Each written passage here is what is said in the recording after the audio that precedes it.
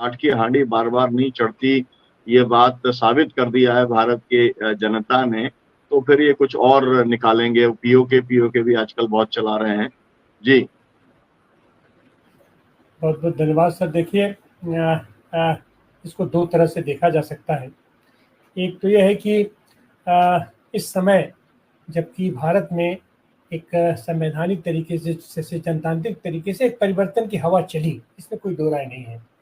और वो परिवर्तन की हवा चली, थोड़ा परिणाम भी लाई, लेकिन उस परिणाम का कोई बहुत मतलब तो है नहीं। जनतंत्र में तो बहुमत का मतलब बनता है, जिसका बहुमत हो गया, एक का भी बहुमत अगर है तो वो सबका मत मान लिया जाएगा और वही शासन करेगा और तैयारी करेगा। जो जनतांत्रिक मूल्यों को मानने वाले लोग हैं, जो जनतांत्रिक मूल्यों को मानते हैं, उसके लिए तो एक का बहुमत और जो इसका विपक्ष का मतलब बनता है। लेकिन जो जिसकी नजर में कुछ है ही नहीं है कि हमारा कौन विरोध कर रहा है, हमको जो करना है हम करेंगे, हमको सत्ता मिलनी चाहिए, तो हम हमको सत्ता मिल गई। और जैसा कि अपने राष्ट्रपति महोदय ने कहा, अभी उसका जिक्र किया इंडिया खोजूर साहब ने, और भी राजनीति विज्ञान के जितने विद्यार्थी उसको देख रहे हैं कि 240 की संख्या वाला दल का नेता तक नहीं चुना गया। 240 की संख्या वाले सारे सांसदों का मत कहाँ है, वो क्या चाहते हैं, उसकी किसी को परवाह नहीं है। तो और अपनी राष्ट्रपति जी कह रहे हैं कि ये तो प्रबल बहुमत की सरकार है, और बात भी सही है, प्रबल बहुमत की सरकार है। सरकार तो एक का भी अगर बहुमत है तो भी अपना पर्याप्त होता है। यही हमारे देश में नरसिंह राव तो अल्पमत की सरकार चलाते थे, तो उस समय की दूसरी बात थी। आज की बात दूसरी है। आज ये सरकार है, ये है, और ये सरकार दम्भ के साथ, जैसे पिछले अपने कार्यकाल में काम कर रही थी, उससे ज्यादा आक्रामक रूप से आज यह सरकार काम करती हुई दिखाई पड़ रही है। उसका परिणाम क्या है? इन लोगों को पता था कि इनको, देखिए सच बात यह है कि इनको हिंदू राष्ट्र भी नहीं बनाना है, इनको कुछ नहीं करना है, ये इनकी जनतांत्रिक प्रक्रिया में इनको विश्वास नहीं, इनको तो कारपोरेटीकरण करना है पूरे देश का, अपने पूरे भारत का। इसलिए सारी संस्थाओं को पहले ये अपने कब्जा में करेंगे। और वो कब्जा कैसे करेंगे साहब जनतंत्र के लिए? तो ये बार बार हम लोग इस पर चर्चा कर चुके हैं। बाकी जनतंत्र तो चुनाव से होता है। अपना चुनाव कौन कराएगा? तो चुनाव कराएगा चुनाव आयोग। चुनाव आयोग पर हम पूरा अगर कब्जा कर ले तो हम चुनाव को जैसे चाहे उस तरीके से हम उसको हैंडल कर सकते हैं। अब जैसे यही जो चुनाव हुआ है, इसमें जो भी अपोजिशन का, जो भी प्रतिपक्ष के आरोप थे, उस पर तो कोई निर्णय हुआ नहीं, उस पर तो कोई चर्चा भी नहीं हुआ। अभी सब पेंडिंग है। और इनको एन केन प्रकारेण जो भी जैसे इनको मिल गया तो मिल गया।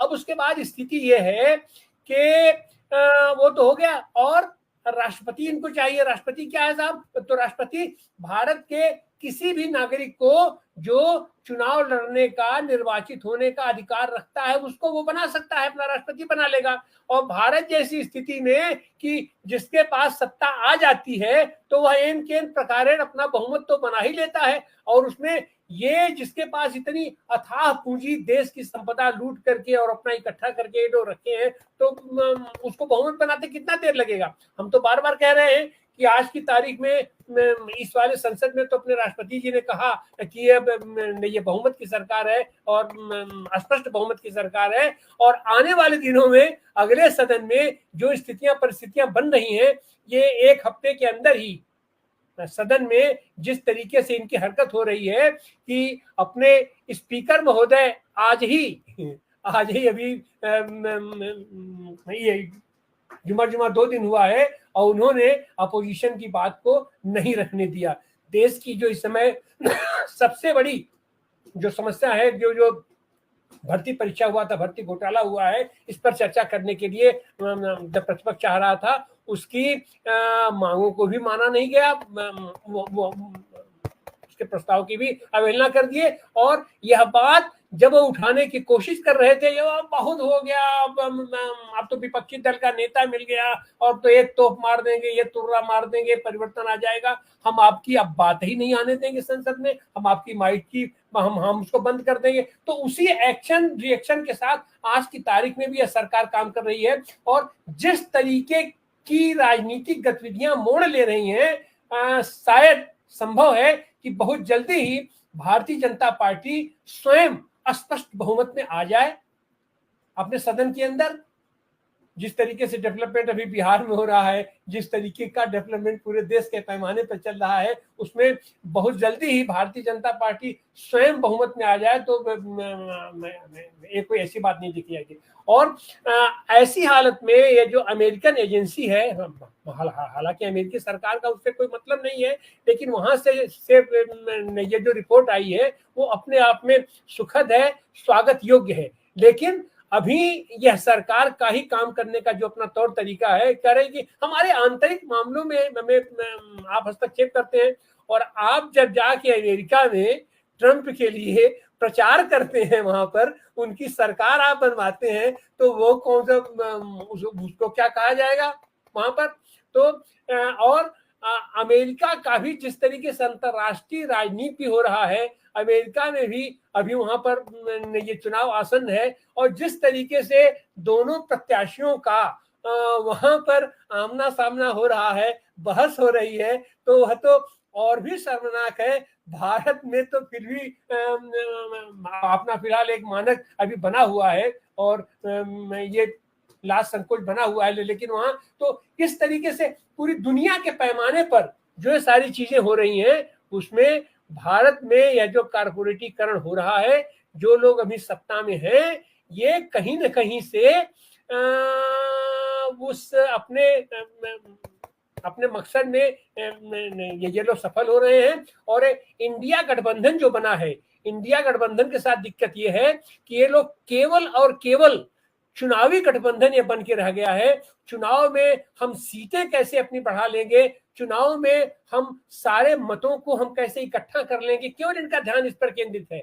उसके लिए जिस तरीके का अलायंस होना चाहिए, न तो वह चुनाव के ही समय में हुआ और न तो आज के ही समय में हो रहा है, जबकि आवश्यकता है कि चुनावी राजनीति से अलग हट करके आंदोलनात्मक रूप से आंदोलन के लिए भी वह संगठन बनना चाहिए। तो आंदोलन के लिए तो वह संगठन बना नहीं, आंदोलन के लिए तो आज की तारीख में भी नहीं उतर रहे हैं। आंदोलन के लिए जरूरी है कि सारे संगठन जितने भी इसके घटक हैं, सब के सब घटक एक साथ इकट्ठा हों। लेकिन आज भी स्थिति यह है कि जितने इसके नेता लोग हैं वो इतना आत्ममुग्ध हैं और व्यक्तिगत महत्वाकांक्षा से इतने भरे हुए हैं कि उनका एकमात्र लक्ष्य है कि हम किस तरीके से सत्ता में हमारी भागीदारी हो जाए। और सत्ता में भागीदारी के लिए तरह तरह के रास्ते होते हैं, तरह तरह की सारी चीजें होती हैं और वो सब का सब हो रही हैं। तो फिलहाल ठगी तो जा रही है, निश्चित रूप से आप लोगों ने जो वो जिक्र किया कि ठगी तो जा रही है जनता, जिसने इनके विरोध में तो वोट दिया इंडिया गठबंधन से, उसको उम्मीद थी कि ये लोग सत्ता में आ जाएंगे। अब ये कहेंगे कि हम तो सत्ता में नहीं हैं, तो फिर हम आपकी कैसे मदद कर सकते हैं। अरे हम आपको सत्ता में ला करके मदद करने के लिए नहीं कहते, हमको मालूम है, तो लेकिन आप हमारे साथ मजबूती के साथ खड़े तो हो सकते हैं। जब हमारा घर फूका जा रहा है तो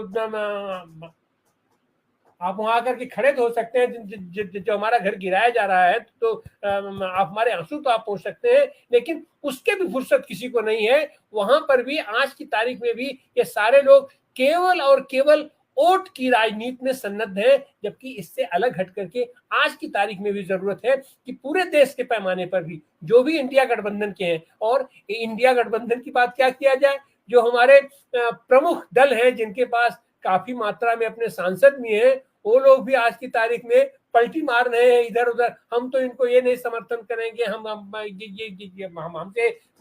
ये नहीं पूछा जा रहा है, वो नहीं पूछा जा रहा है। मतलब सत्ता के करीब जाने का एक बाईपास रास्ता सब लोग बना करके रखते हैं। और इस तरीके से तो इस कारपोरेट कल्चर वाली सरकार से आप नहीं लड़ पाएंगे, आप उससे नहीं मुकाबला कर पाएंगे। और फल ये होगा कि अब अगर आप नहीं लड़ेंगे तो जनता के ऊपर जो आने वाले दिनों में जो इनका बुलडोजर चलने वाला है, जो इनकी प्रताड़ना चलने वाली है, अगर उसको उससे बचाने के लिए अगर जनता को विश्वास नहीं हुआ कि आप उनके साथ इस स्तर तक खड़े होंगे तो जनता कहीं न कहीं से फ्रस्ट्रेट हो जाएगी।